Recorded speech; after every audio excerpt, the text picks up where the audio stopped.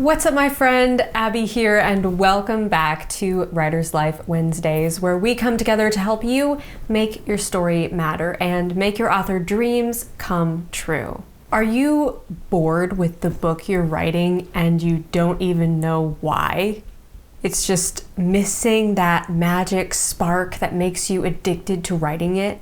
If so, don't worry. You're not alone. Lots of writers feel this way, this lack of inspiration, even if they have all the juicy internal conflicts, all the flawed characters, and a great, strong story structure. You can get everything right and still be bored. You're not even sure why. You just don't feel like writing it. When you sit down to write, you make time, you have discipline, and you still just don't feel like writing it.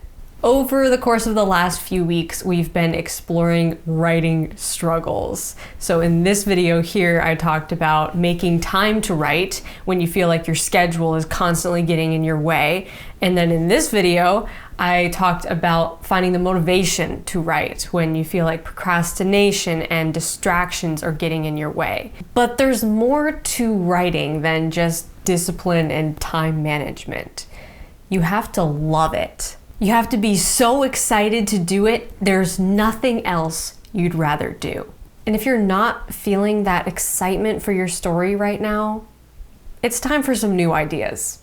It's time to brainstorm, to tap into that inner creative genius and look at your story with a fresh perspective. That's what I do every time I'm feeling bored or unenthused about the story I'm writing, and it works every time. In this video, I'm going to share with you all of my favorite prompts, questions that I ask myself to get the creative juices flowing and trigger new ideas, new possibilities, new ways to look at my story and get excited about it. I highly recommend grabbing a notebook for this one or your Scrivener project because you're going to want to write down your brilliant ideas as they come to you. Let's get started. Why does your story matter? Good question. What if I told you that there's a science behind every great story?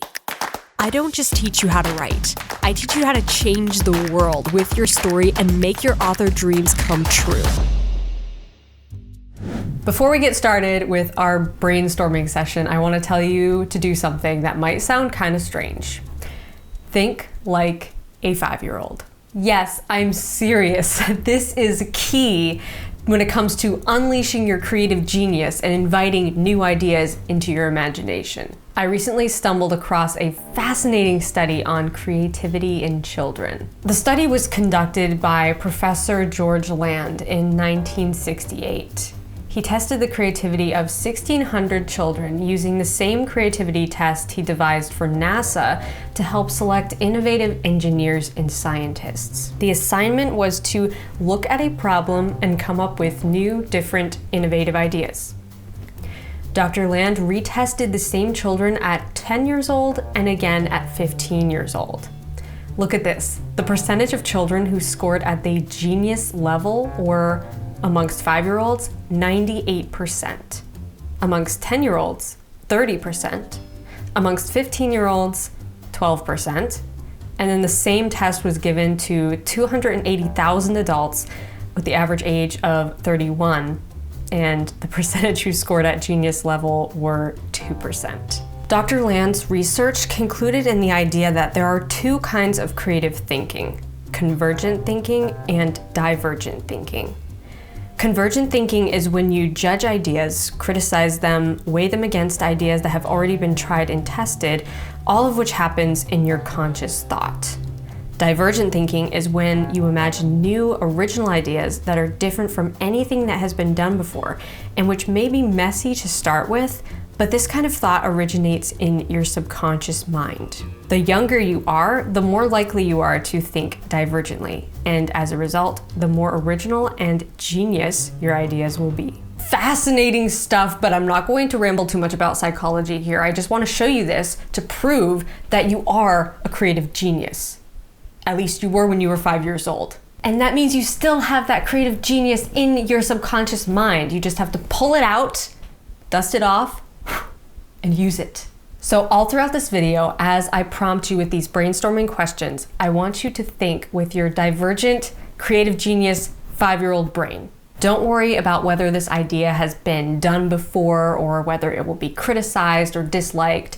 Let this be playtime. Let your brainstorm session be fun and imaginative, not a method of torture. Okay, let's get into the what if brainstorming questions that I ask myself all the time when I'm trying to come up with new ideas. Feel free to pause the video after each prompt and write down your answers or any new ideas that come to you. Remember, don't self-judge, just play. What if I add a trope that I know I'm a sucker for?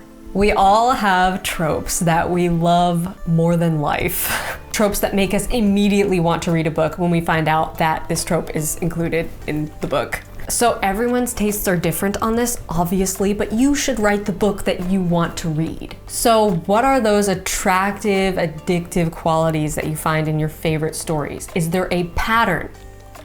Is there a trope that you always come back to that makes you immediately want to engage with a story? I would recommend making a list of your favorite tropes or story elements, things that make you swoon or laugh or annotate or stay up until the wee hours of the morning reading. For me, that list looks something like this: sassy, witty banter, enemies to lovers romance, enemies to friends relationship arcs, brothers who are best friends, protagonists who are also the comic relief, heist plots, Sunshine one, Grumpy one, happily ever after endings, anti-hero MC with a tragic past, and found families who passive-aggressively love each other but never get along. I could go on and on, but that's my short list, and as you can see, it's all over the place. Very niche.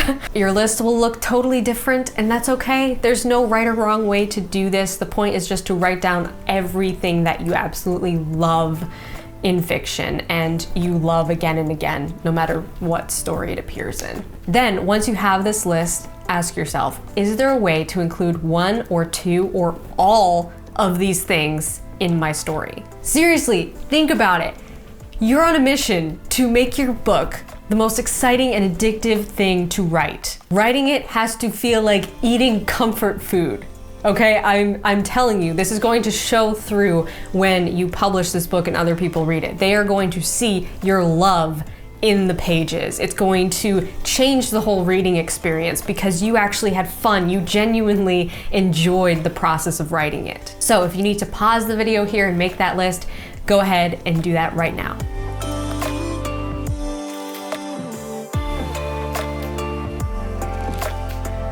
Next question, what if I change or add a point of view?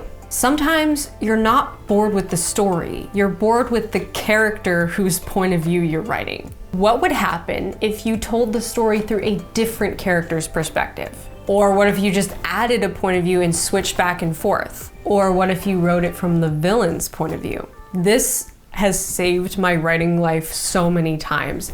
I don't think I ever even told anyone this, but when I was first outlining 100 Days of Sunlight, I was originally gonna have it all be from Tessa's point of view. Literally, Weston was not going to get a point of view. Can you even imagine? Can you imagine how tragic that would have been? So this is a question worth thinking about.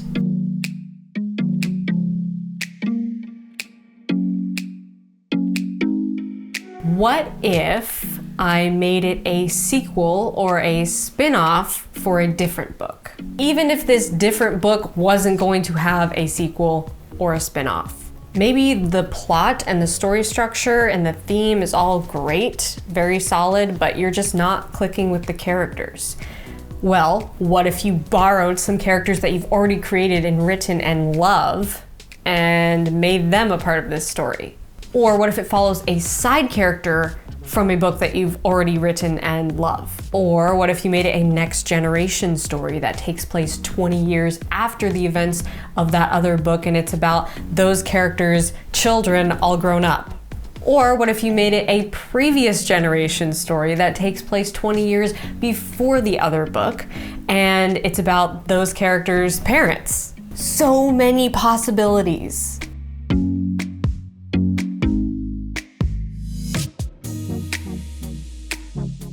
What if I turn it upside down? I'm not talking about literally turning your laptop upside down. I'm talking about looking at your story from a totally different perspective. What happens if you rearrange events?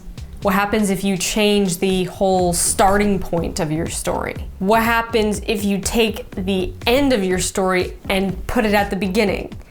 Or what if you made the game-changing midpoint or the disaster point the inciting incident instead? Maybe you're writing a dark fantasy romance where the female MC is forced into an arranged marriage with the evil king, and that's the game-changing midpoint. Well, what if you moved that point to the inciting incident or the hook, and we start page 1 on her dreaded wedding day? Or maybe you're writing a survival sci-fi where the main character is trapped on a hostile planet with their ex-lover who happens to be stuck on the mission with them. But we don't start at the starting point of the blast off from Earth. We start in the middle of a banter-filled shootout against an alien army. And then we rewind to see how we got here. The point of this exercise is to color outside the lines, enthusiastically break the rules. You can always revise and edit and rearrange your ideas later. Right now, it is time to let your imagination run wild and brainstorm.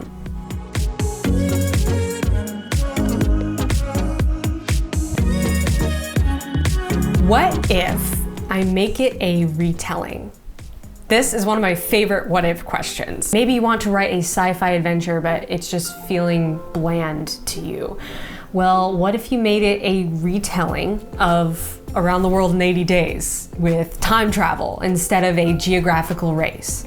Or what if your dark academia magical realism was actually a retelling of The Secret Garden with evil magical plants and mystical portals to other dimensions? Or what if your thought-provoking contemporary coming-of-age story was actually a retelling of Black Beauty with people instead of horses? I know it might sound kind of crazy, but this is the kind of 5-year-old genius that you need to start exploring. Bring all your ideas to the table, even your bad ones. Don't be afraid to explore, push the boundaries, think outside the box. The point here is to come up with something original, something unique, something that you haven't necessarily seen done before. So don't compare or criticize yourself. Just have fun.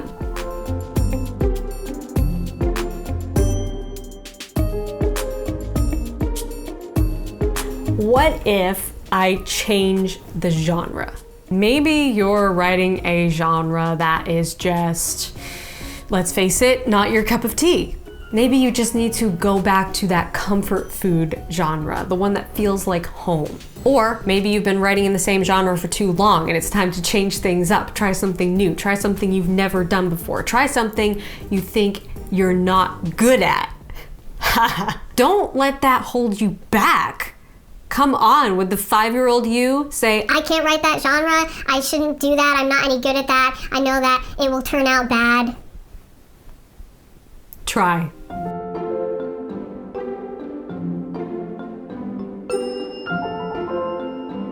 What if I combine this story idea with another story idea? If you've had this problem once, you've probably had it twice. Maybe you have 2 problem stories simmering on the back burner. Maybe you should combine those stories into the same pot and cook them on the same burner. Even if one story doesn't have the same genre or setting or time period, would that be a problem? Or would it just make the story more unique? Unlikely combinations are so cool because they force you to put 2 and 57 together when you were just stuck trying to put 2 and 2 together. Maybe 59 is the perfect answer that you're looking for. So give it a try. What do you have to lose? Write down all of your story ideas in fragments on sticky notes and put them all over the floor and rearrange them to see which ones might work together. There are no rules in this brainstorming process. Have fun, be creative, try new things.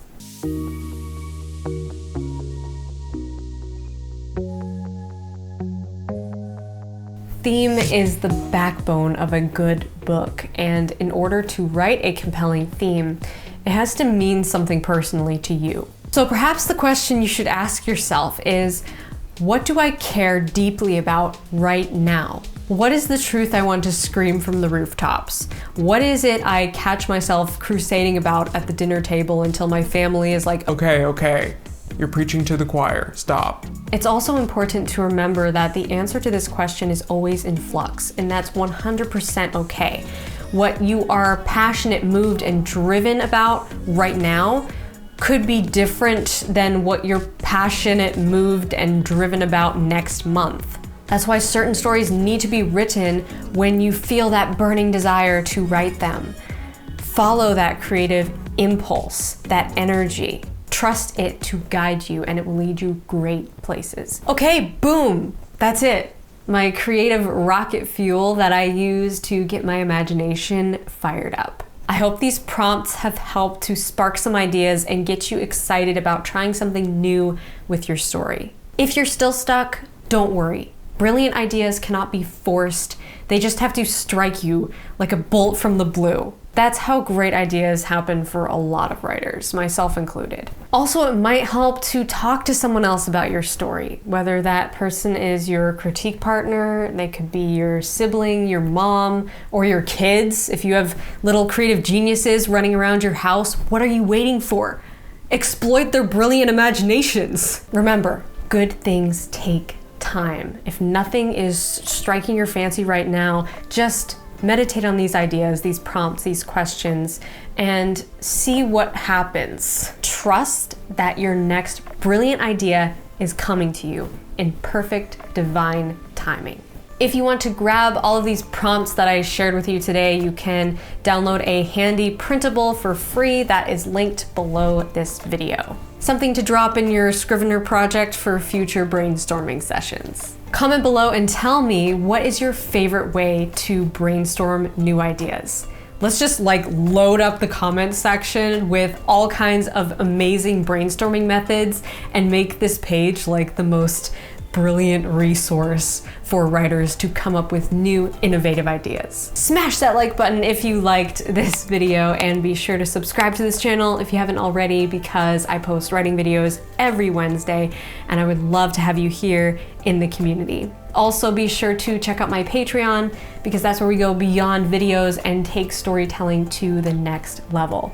The Patreon community is not only the best way to support what I'm doing here on YouTube, but it's also the only way to connect deeper with the Writer's Life Wednesday community through Discord, through the Inner Circle Facebook group, and get access to my monthly live training sessions. All of that and more can be found at patreon.com/Abby Emmons. I hope to see you over there, and thank you again for watching. Thank you for being here. Until next week, my friend, rock on.